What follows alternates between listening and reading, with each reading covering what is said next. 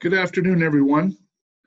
By my clock, it is 1:30, and I'd like to welcome you to SBAM's one-hour conversation of the Fair Labor Standards Act. My name's Scott Lyon. I'm Senior Vice President.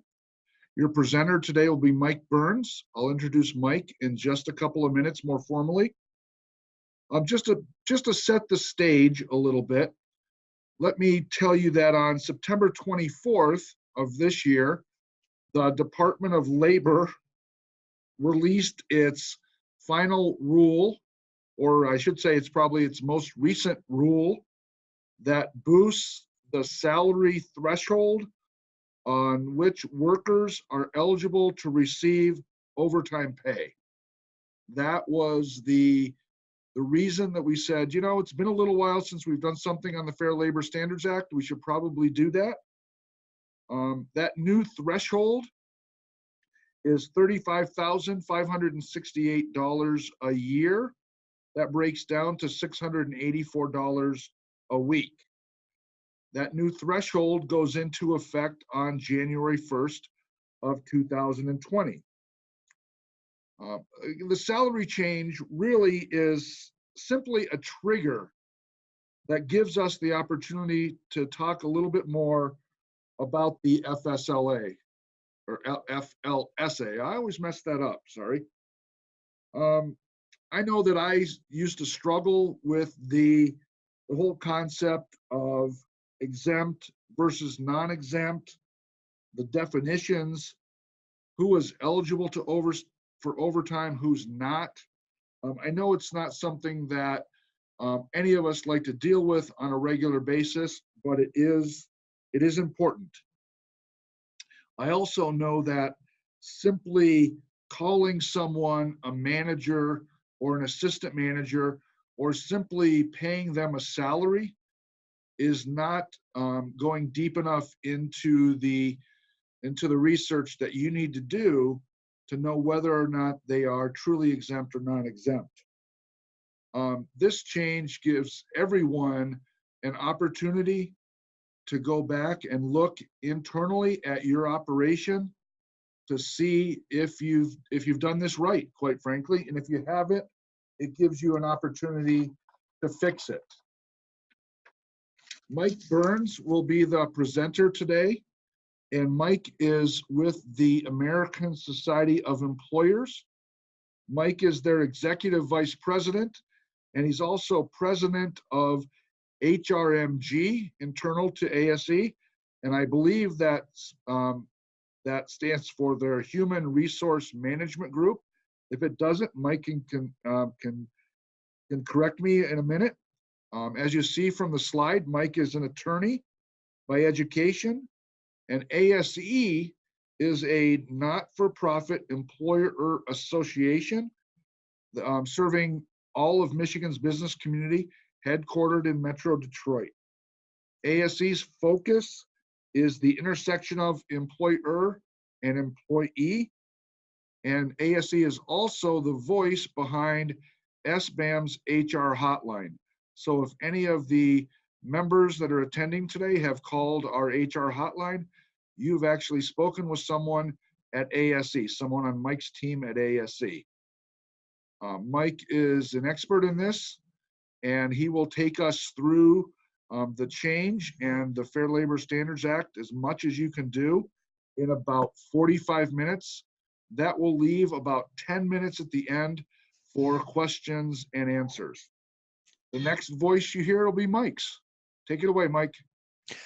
Thank you very much, Scott. I couldn't have teed that up better. Scott gave you an excellent platform from which to launch what we're going to talk about today. As Scott said, when SBAM called ASE and said, hey, what can we do about this change in regulations within the the Fair Labor Standards Act, I said the change itself is important and such, but it's a fairly short explanation. What this opens up as an opportunity for us is to go through and look at exactly what an exempt job is. And I think as Scott so excellently teed up, we think in many cases, all we have to do is pay somebody a salary or call them a manager or something, and that makes them an exempt employee. Nothing could be more, I guess say nothing could be worse than to assume that. The Fair Labor Standards Act has some very exacting criteria to be exempt. And when we say exempt, we're talking exempt from overtime and some record-keeping requirements. So if you're exempt, the position doesn't necessarily have to keep records on their time worked. And of course, the employer does not have to pay necessarily overtime at the required rate of time and 1/2. Let's start with, let's see here. Okay, right off the bat. Okay. In 2019, the Department of Labor that oversees wage and hour collected $322 million in unpaid wages. Much of this was due to improper classification. Many people, I think, perceptively think that the Trump administration may have backed away relative to the Obama administration in terms of wage and hour enforcement. That is not the truth. The Trump administration collected 18 million more in unpaid wages for claims such as misclassification in 2019 than they did in 2018, resulting in about $1,000 of back pay collected for every affected person on average. If you add in the fact that the Office of Federal Contract Compliance, which oversees government contractors and subcontractors, during their audit process recovered another 41 million, and this does not include awards for damages and back pay as a result of private suits, which can also be brought against employers. So this can be a very costly mistake to many employers. What does the Fair Labor Standards Act cover? The FLSA covers a broad spectrum of employers. Generally, we're talking any employer with gross sales of 500,000 or more, or 2 or more employees. This also includes governmental entities such as public schools, hospitals, regardless of their sales or business volume. Michigan also has a law that covers, that addresses exempt and non-exempt. It covers employers with 2 or more employees, 16 years of age or older, very similar to the federal law. And it also goes under 500,000 in revenue. So this applies to very small employers as well. This next point here, Michigan overtime pay law does not apply to an employer that is subject to the minimum wage provisions of the Fair Labor Standards Act. That's what's has been in our law. They added because for many years, Michigan's minimum wage has been above the federal minimum wage, as we'll see in a minute, they accept where the federal law's minimum wage provisions results in a lower minimum wage than provided by law. This is something that's a national trend where the state minimum wages have gotten way ahead of the federal minimum wage, but this was never intended to be the case from a statutory standpoint. States have had to modify their laws to address that, and Michigan was one of them. The federal minimum wage currently is $7.25 an hour. Is federal legislation coming? We'll see. One bill in the Congress is the Federal Raise the Wage Act. It's intended to increase the national minimum wage rate to $15 an hour over 7 years. Highly dubious whether this will happen in this administration. Right now, we've got a split Congress, one controlled by the Democrats, one by the Republicans, and we've got, of course, a Republican executive branch. So it's unlikely this would go through in the next at least year or so. It requires employers to track time for all non-exempt employees, and it requires the payment of overtime of time and 1/2 for any hours worked in excess of 40 hours in a week. This chart outlines Michigan's minimum wage law. We're currently at $9.45, and you can see that for the next 10 years, sans an amendment, we'll move up to $12.05 in 2030. As Scott mentioned at the start, the regulations under the Department of Labor changed the salary level test from $23,660 per year up to $35,568. That was $455 per week. That goes back quite a few years to 2004, and it moves it up to $684 per week. This is one test of 3 for the exempts status.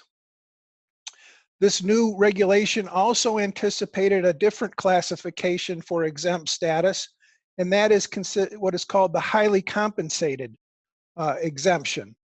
If an employee is paid, and this starts in January of 2020, over $107,432 per year, they can be considered exempt automatically as long as one of their duty, or as long as their primary duty, I want to say, consists of one of the exemptions, major duties. Additionally, and this is somewhat new, non-discretionary bonuses and incentive payments and commissions that may make up to 10% of the salary threshold. So if you pay them, say, 90% of that $35,568 per year, and on a quarterly basis, they receive additional variable pay, and this variable pay must be non-discretionary. In other words, guaranteed if certain things occur. If they can use up to 10% of that towards the minimum salary threshold that they would need to meet that salary test. Let's look at exempt status versus non-exempt classification status. As mentioned, we have 3 tests to be exempt. The salary level test, which we have been talking about and recently changed. The salary basis test, which is simply, do they receive their pay on a salary basis? And then the third tests, and this is the most comprehensive part of the exemption testing, are the job duties tests. The executive, professional, and administrative exemptions all must meet the 3 tests outlined. The job duties tests vary from executive to professional and administrative, and there are 2 other major exemptions: outside sales and computer professional. In addition to that, certain industries have specific exemptions themselves. For example, if you work in a movie theater, certain positions there are exempt by statute. We're not going to get into that because what we're talking about today probably covers about 90% of the positions out there in terms of what an exempt position is. As mentioned, this section that applies is under the Fair Labor Standards Act. It's 13A1, outlining what positions generally are exempt. And starting with the salary level test, each one of those exemptions have to meet all 3 tests. We've talked about the new salary level. We've talked about the highly compensated, which is a breakout. And these positions that meet the salary level test and receive a salary and meet the salary basis test must customarily and regularly perform any one or more of the exempt duties identified in the standard tests for executive, administrative, or professional exemption. That's for the highly compensated exemption. The salary level test can include bonus, non-discretionary only, commission, incentives, and as we've said, up to 10% may be used to meet that salary level test. Exempt positions may not remain classified as such if an employer makes deductions from salaries for certain reasons. An employee is not paid on a salary basis if deductions from the predetermined salary are made for absences occasioned by the employer or by operating requirements of the business. If the employee is ready, willing, and able to work, deductions may not be made for time when work is not available. So even though the employee, or the position I should say, meets the exempt test, you can destroy, if you will, that classification, exempt classification, if you make certain deductions from pay. We're going to talk about later the 7 deductions you can make for exempt pay, but for now, we're going to just base it on the fact that you cannot make certain deductions from an exempt employee's pay and maintain that classification. Other no-nos, the exempt employee must regularly receive a predetermined amount of compensation each pay period, weekly minimally, could be less frequently, biweekly, semi-monthly, or monthly. The compensation cannot be reduced because of variations in the quality or quantity of work performed. They must be paid a full salary for any week in which the employee performs any work. They need not be paid for any work week when no work is performed.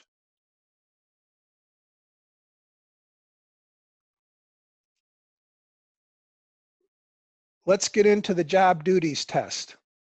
The executive exemption. Again, the new regulations, the reset of the salary level does not change. These regulations did not change the duties test. These have been in place since at least 2004. The primary duty of an executive for the executive exemption is the management of an enterprise or of a customarily recognized department or subdivision. Your supervisors, your managers, this is what we're talking about. Customarily and regularly directs the work of 2 or more other employees.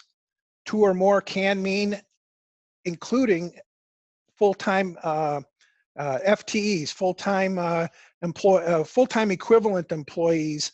So if, say, you have 3 part-timers and they add up to 2 full-time working full-time positions, you may include them as supervisory under the exemption. This is the important component of being an executive or being covered by the executive exemption. The authority to hire or fire other employees or whose suggestions and recommendations as to the hiring, firing, advancement, promotion, or other changes of other employees are given particular weight. That is something that was modified in 2004. Before that, they had to have the authority to hire and fire. This was an acknowledgement to the modern workplace and the liabilities associated with terminating an employee, that the supervisor only has to have, their opinion has to be given particular weight in terms of the personnel activity that they're acting upon.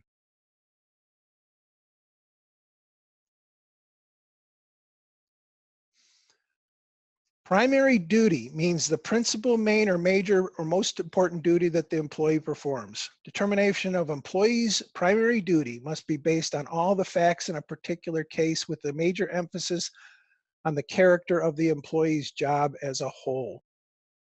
This is very important, and this applies to all the job duties tests. Analysis of a job's exempt status is very fact specific. So you've got to do a careful job analysis up front of your jobs in anticipation of reviewing them for non-exempt or exempt classification.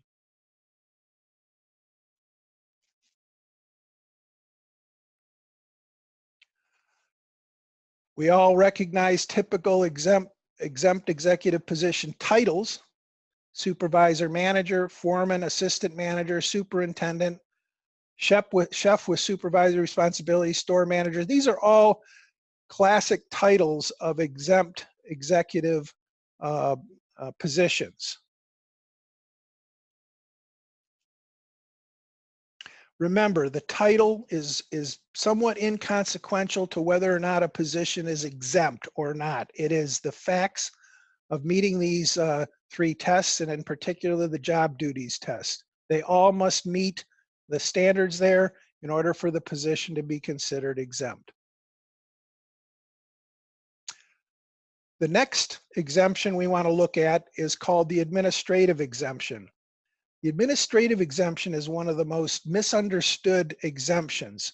It tends to be erroneously a catch-all for positions that don't fall under the professional or the executive or the outside sales, but employers have felt for one reason or other that this administrative job duties are somehow met. Keep in mind, this is very important, the administrative exemption, despite your read of how this job duty criteria sounds to you, is a high-level policy decision. Let's look at it. The administrative exemption is a position whose primary duty is the performance of office or non-manual work directly related to the management or general business operations of the employer or the employer's customer, and whose primary duties include the exercise of discretion and independent judgment with respect to matters of significance. Let's break this down. The office or non-manual work, yes, pink collar, white collar, whatever you want to call it, it denotes that they're not, getting in there and getting the work done directly. But it also has a very important distinction that's summed up in the next phrase there. Handling of directly related to management or general business operations. This is a subtest within this job duties test. And one of the hardest things that even the courts and the regulatory experts wrestle with. If the job has anything to do with the production or delivery of services, it can't fall within this exemption. This is referred to as the production dichotomy. So when looking at an administrative exempt position, first off, if they have anything to do with the direct delivery or production of the organization's product, it is not, it can't be in the administrative exemption. This is generally what I'd consider informally as a backroom position. If you don't get it, don't worry about it. It's just something you need to be aware of. What are we talking about in terms of typical positions? Look at these jobs. Insurance claims adjusters. They're the ones behind the scene interpreting claims policy and practice. Financial service industry employees. If the position does not sell financial products, so they're behind doing accounting or they're doing some kind of bookkeeping or whatever, that would be a position that could be under this administrative exemption. Human resource managers, if they're not supervising anybody, but they have the level of independent judgment and discretion to make decisions of a level of import. We're going to talk about that in a second. Purchasing agents, tax specialists, compensation specialists. If the position is working for the organization, and just to quickly go back to remind you of the term, related and is working directly related to management or general business operations of the employer, then they can fall within this administrative exemption. What else?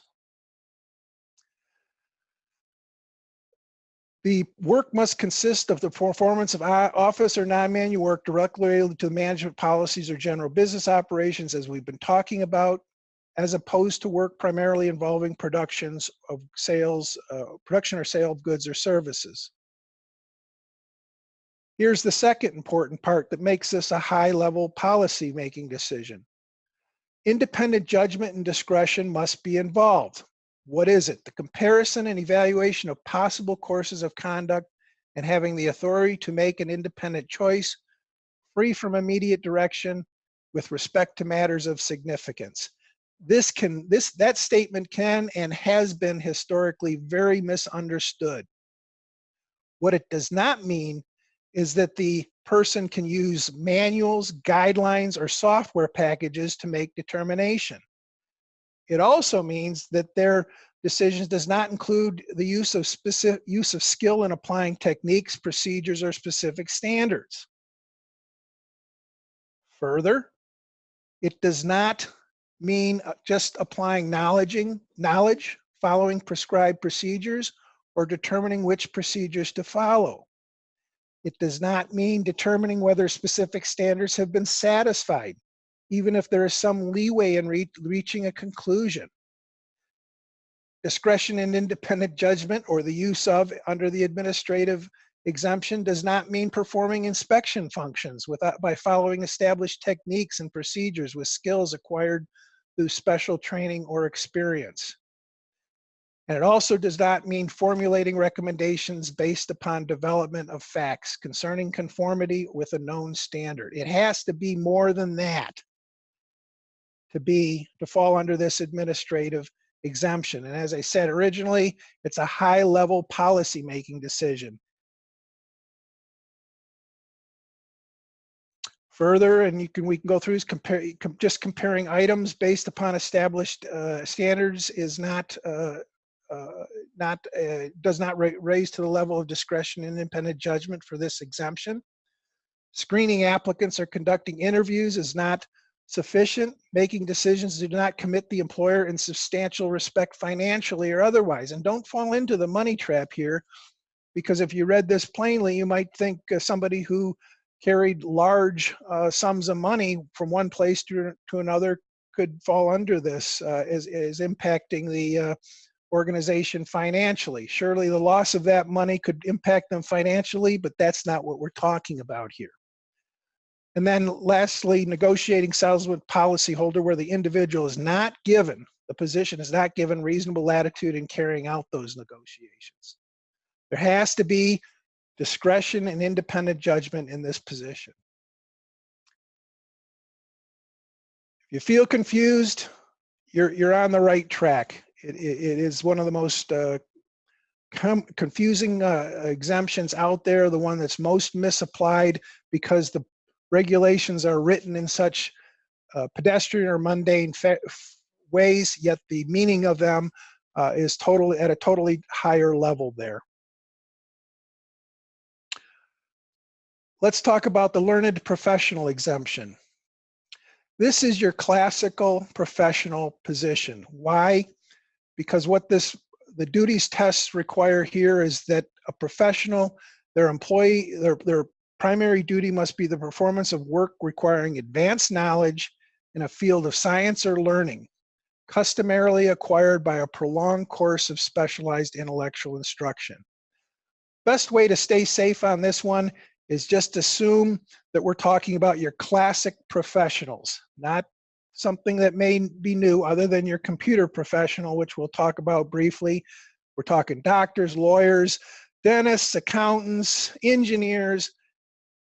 Those are the professions that in 1938 were clearly understood when this law was written to be professionals. And that is where I would suggest employers stay. If it doesn't fall into one of those classical professional positions that people graduate with degrees on, talk to your attorney about it. If you don't believe it is not a professional exempt position then. And as I just went through, these are your typical positions. Certain nurses, be careful of the LPNs. You're generally talking registered nurses reach that level. And then social services, they are recognized specifically.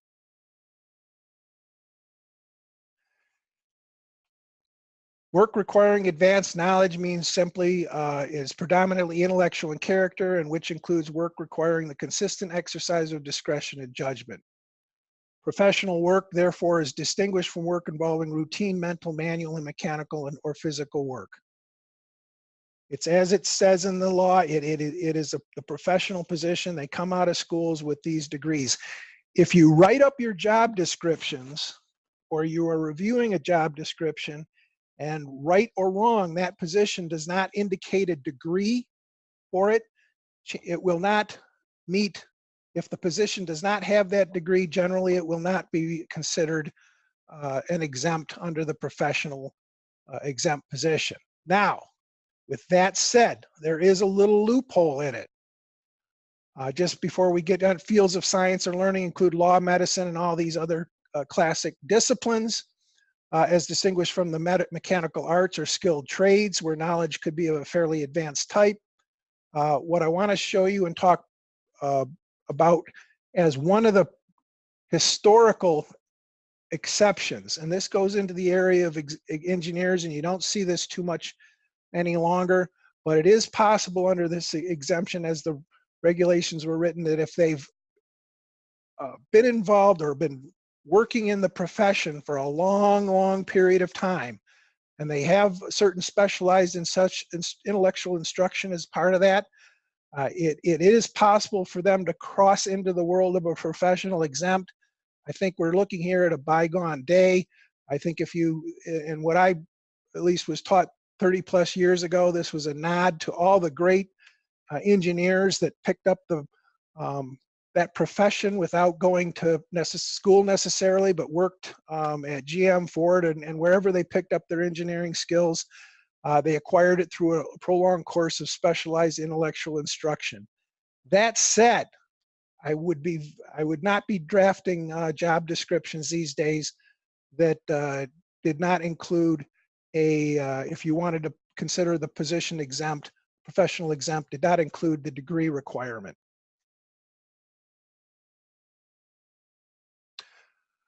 Additionally, some additional definitions. Customarily means the exemption may be available to employees in such professions who have substantially the same knowledge level and perform substantially the same work as the degreed employees. This gets into a little bit more focus. These non-degreed professionals, they would have had to obtained their advanced knowledge through a combination of work experience and intellectual instruction.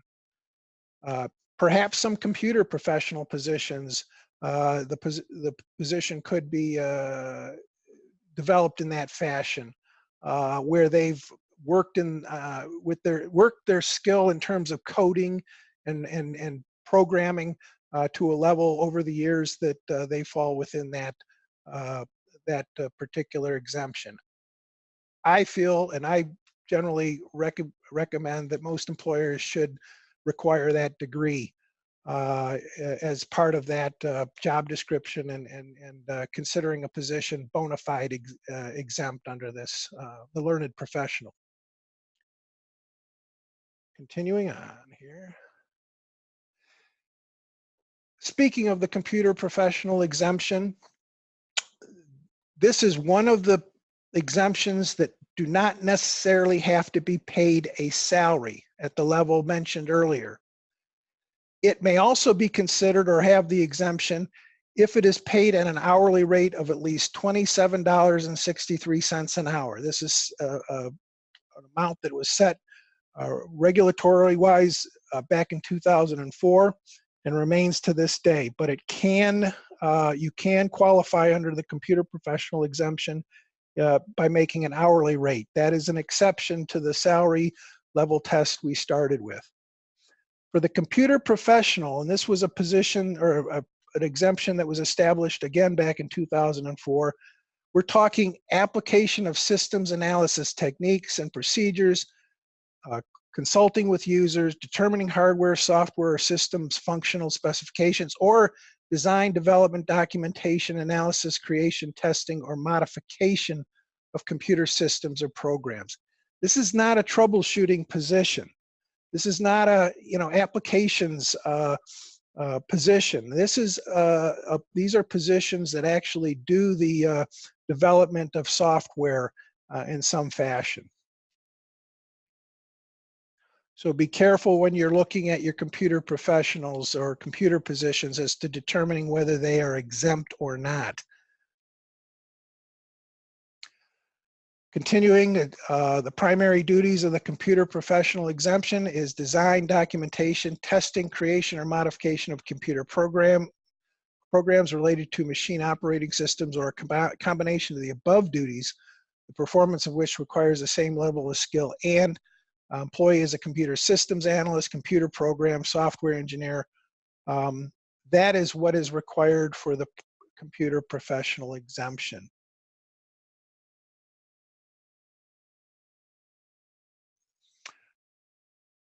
Here's another old time position. They're still out there, not making any kind of judgment statement, but it's important to understand that these regulations were developed, decades ago.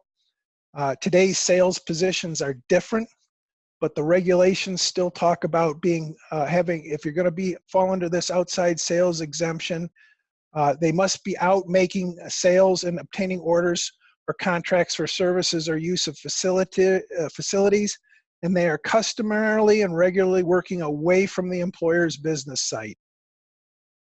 This too does not require a salary. They typically work on commission or other incentive programs. So in the regulations, to have this exemption, you just have to meet that outside sales requirement.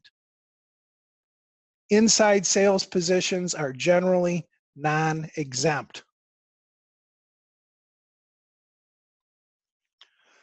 We talked about 7 exceptions from the exempt no pay docking rule. This again, if the position is to be considered exempt, you generally cannot make reduction or deductions from pay unless it is for absences from work of 1 or more full days for personal reasons, not sick, personal reasons. Must be 1 or more full days. Important to document. Absences from work for 1 or more full days due to sickness or disability if the deductions are made under a bona fide plan, policy, or practices providing wage replacement benefits for these types of absences. What are we talking about here? If you provide, as an employer, replacement pay as a benefit, you may deduct the salary from that, the paid for that day, and substitute with that with the pay from that benefit plan.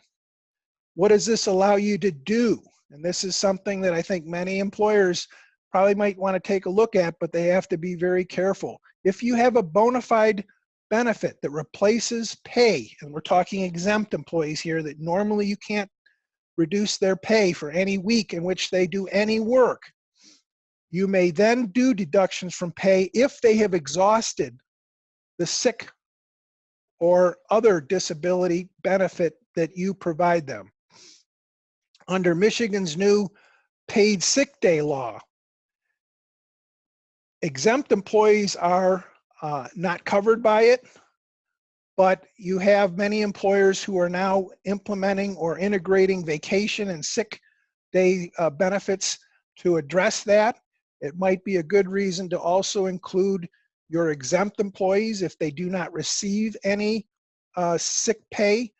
It would allow you, under the regulations, to make a deduction from pay if they were to have exhausted a bona fide benefit that replaced that type of pay for absences. Number 3, you can dock or offset amounts received in payments for jury fees, witness fees, and military pay. Penalties imposed in good faith for violating safety rules of major significance. Be careful there. There are many decisions around what major significance is. It might be something you want to get a better understanding of. Unpaid disciplinary suspensions of 1 or more full days imposed in good faith for violations of workplace conduct rules.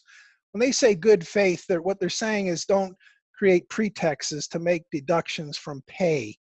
You could be challenged if you do that. Proportionate part of an employee's full salary may be paid for time actually worked in the first and last weeks of employment. In other words, it recognizes that when people start, they may start on a Tuesday or Wednesday. You don't have to pay an exempt employee that full week. And when they leave, they may leave earlier in the week.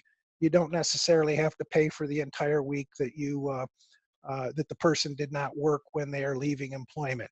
And then, of course, for those employers who are covered by the Family and Medical Leave Act, 50 or more employees, unpaid leave taken pursuant to FMLA is pay or does not have to be replaced. It is considered unpaid.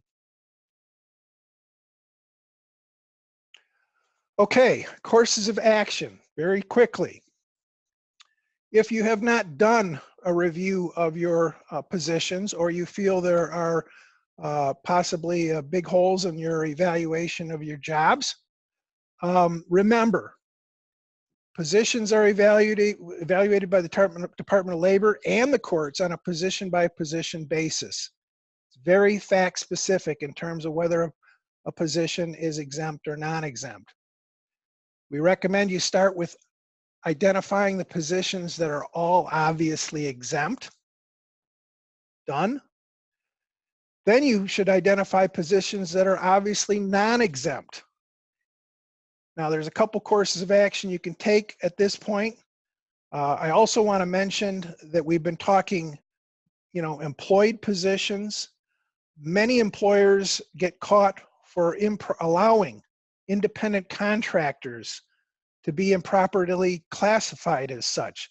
So if you think you might get around this whole exempt, non-exempt status by saying, hey, I'm just going to pay you on the work you do, if that position is should actually be treated as an employee, not an independent contractor, you'll be caught again.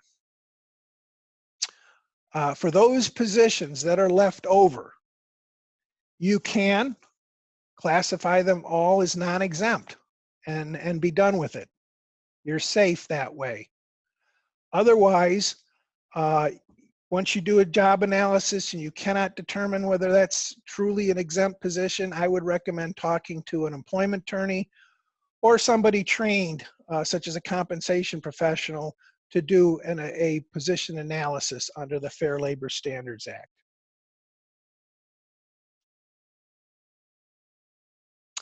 With that, I will see if Scott's back, or Kelly, or I am back, Mike.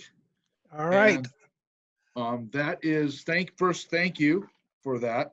That is a very quick walk through a very complicated area for most small business owners. We know that. That's why we have first recorded this webinar, and we'll make that available on our website here in the next couple of days, so that any of our members that want to go back through that, check their notes, do whatever they can, do that. I would also remind the members once again that you have the resource. You have the SBAM HR hotline staffed by ASE. If there is a quick question that you have, they can help you with that. And while Mike didn't say it, they also, on a consulting basis, on a fee basis, can help you figure these things out if you are concerned that you may have some misclassifications inside of your business. Yes, that's so correct, Scott. We can help. The hotline, if it's a question, that we can talk you through, great. If you want a more formal analysis, we can talk to you about that. You get a report back on the position, tells you exactly why we made the decision about the position that we did. So you can, take that back, file it, and use it in the future. Okay. But again, caution everybody, positions, responsibilities change over time. A position that once was exempt may now be non-exempt. You got to stay on top of it. All right. Well, we've got a few minutes here at the end. I will unmute all of the members' lines, and if there are questions, feel free to start asking them right now. Are there questions?